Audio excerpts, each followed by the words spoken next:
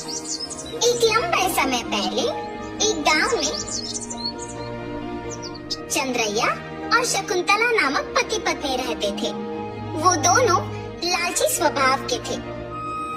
चंद्रैया बहुत सारी भैंसों को पालते उनका दूध उस गांव वासियों को बेचता था। उस सारे गांव में सिर्फ चंद्रैया दूध बेचता था और वो दूध में बहुत सारा पानी मिलाकर बेचता था। इतना ही नहीं, वो कम से कम उन भैंसों के बच्चों को भी पीने के लिए दूध नहीं बचाता था। एक दिन जब चंद्रैया दूध लेके गांव को बेचने जाता है, चंद्रैया, तुम्हारे दूध में दिन प्रतिदिन पानी की मात्रा ज्यादा हो रहा है। तुम्हारे पास इतने भैंस होने के बावजूद तुम पानी क्यों मिला रहे हो? अगर तुम्हें पसंद है तो मुझसे दूध लो, वरना नहीं।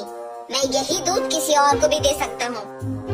ऐसे गुस्से से बात करके वहाँ से चला जाता है। उस सारे गांव में सिर्फ चंद्रैया ही दूध बेचने के कारण वो जैसे भी दूध दे सभी चुपचाप उसी से लेते थे। जहाँ वो भैंसों को रखता था उसके बगल में एक बड़े पेड़ पर एक भूत रहती थी। हमेशा की तरह चंद्रैया सारे भैंसों के पास जाकर उनसे दूध निचोड़ के पानी मिला के सबको बेचने जाता है।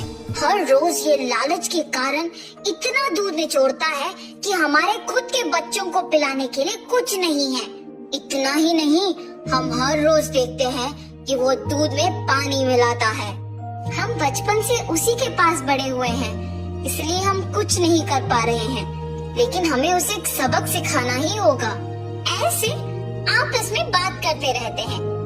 जब वहाँ की भूत उनकी बातें सुनकर सोचती है, हर रोज इन भैंसों की दुखी बातें मैं नहीं सुन पा रही हूँ, और इतना ही नहीं, इस आदमी के दूध में पानी मिलाने के कारण गांव वाले भी दुखी हो रहे हैं।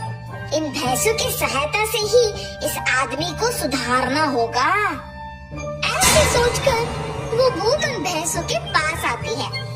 तब मैंने तुम सब की बातें सुनी है। अगर तुम लोग मेरी बात सुनोगे तो तुम्हारे मालिक को सुधार सकते हैं। कौन हो तुम? तुम हमारी बातें सुन सकती हो? मैं एक भूत हूँ, इसी पेड़ पे रहती हूँ। मैं हर रोज तुम्हारी बातें सुनते रहती हूँ।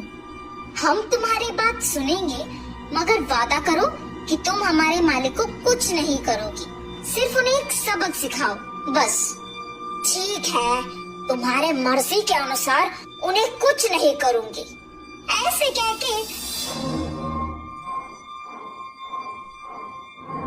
हमेशा की तरह चंद्रैया उनसे दूध निचोड़ने जाता है। जब वो निचोड़ने लगता है तब वो भैंस उसे जोर से लात मारती है। बाप रे शकुंतला, मेरा पीठ टूट गया। ऐसे जोर से चिल्लाने पर शकुंतला अपने पति के पास आती है। अरे रे, क्या हुआ? आप गिर कैसे गए? उस भैंस को आज कुछ हुआ है। जब मैं दूध निचोड़ने गया तो उसने मुझे जोर से लात मारा। आप रुकिए, मैं भी जरा देखूं कि ये भैंस दूध कैसे नहीं देगी। ऐसे कहके शकुंतला उस भैंस से दूध निचोड़ने की कोशिश करती है और उस भैंस ने शकुंतला को भी उसके पति के ही तरह जोर से लात मारती है। तुरंत उनके बच्चे ही सारे दूध पी जाना देख पति पत्नी कुछ नहीं कर पाते हैं, सिवाय उनको देखना। अरे रे, सारा दूध सिर्फ ये बच्चे पी रहे हैं, कुछ तो कीजिए। आज के लिए हम कुछ नहीं कर सकते हैं, शाम को वापस आएंगे दूध निचोड़ने। ये फैसला करके वहाँ से चले जाते हैं। शाम को जब दोनों वापस दूध निचोड़ने जाते हैं तो सुबह की ही तरह वो भैंस उन दोनों को लात मारती है। ये देख पति पत्नी दोनों डर के मारे घर चले जाते हैं। ऐसे कुछ दिनों तक भैंस उन्हें दूध निचोड़ने नहीं देती है और सारा दूध सिर्फ अपने बच्चों को पिलाती है। सुनिए, कम से कम हमारे उपयोग के लिए तो दूध निचोड़ के आइए ना। बाप रे, हम अगर इस गांव में भी दूध नहीं दे पा रहे हैं तो भी ठीक है, मैं तो उस भैंसों के पास नहीं जाऊंगा।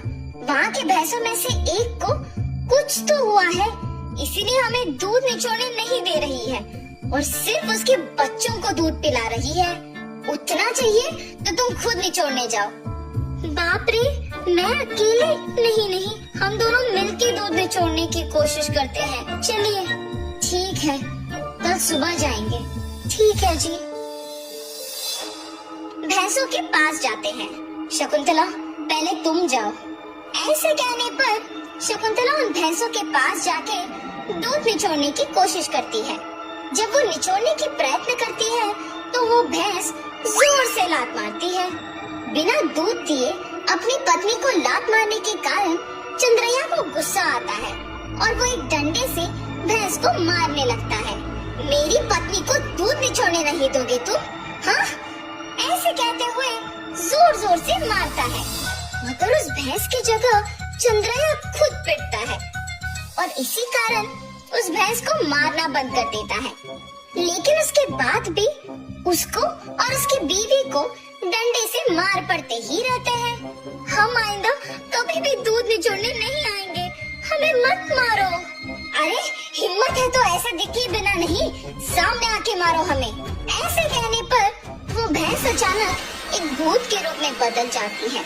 मैं ही तुम लोगों को मार रही थी। सिर्फ कुछ दिन दूध ना ले पाने के कारण और घर पे दूध ना होने के कारण गुस्सा होके तुम इस भैंस को मारने चले आए, तो फिर कुछ सालों से जो तुम सारे दूध को उनके बच्चों के लिए बचाए बिना ही ले जाके बेचने पर इन भैंसों को कितना बुरा लग रहा होगा। हाँ, आज से अगर कभी भी तुमने दूध में पानी मिलाया या फिर भैंसों के बच्चों के लिए दूध न बचाया तो मैं तुम्हें नहीं छोड़ूंगी। मैं यही रह के तुम पे नजर रखूंगी। हाँ, हमें माफ कर दो, आज से हम ये कभी नहीं दोहराएंगे। ऐसे कहने पर वो भूत वहाँ से गायब हो जाती है। तब से उस भूत के डर से चंद्रैया और शकुंतला भैंसों के बच्चों के लिए कुछ दूध को बचा के बाकी को निचोड़ के उसमें पानी मिलाना बंद करके बेचते हैं। भैंस भी उनके मालिक के सुधारने के पीछे उस भूत के ही हाथ रहने का सच जान के बहुत खुश होते हैं। गांव वाले सारे चंद्रैया को अच्छा गुणवत्ता वाले दूध देते हुए देख खुश होते हैं कि उसमें बदलाव भी आया है।